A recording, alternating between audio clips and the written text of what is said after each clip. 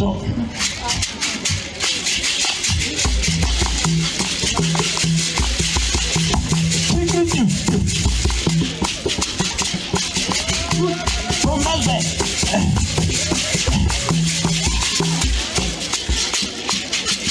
Upenyu wangu nebasimba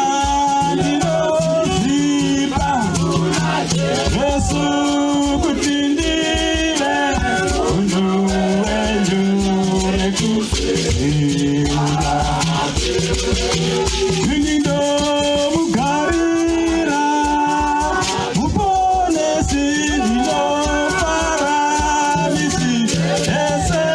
ndino musanirate ndine kusimba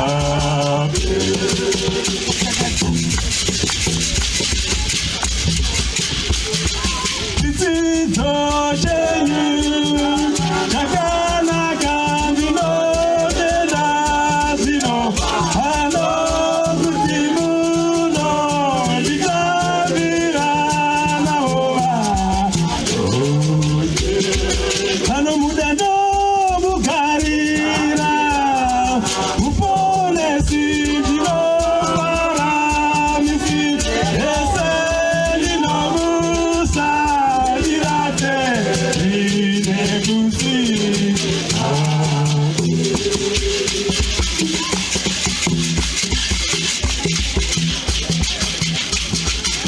na na na na na na na na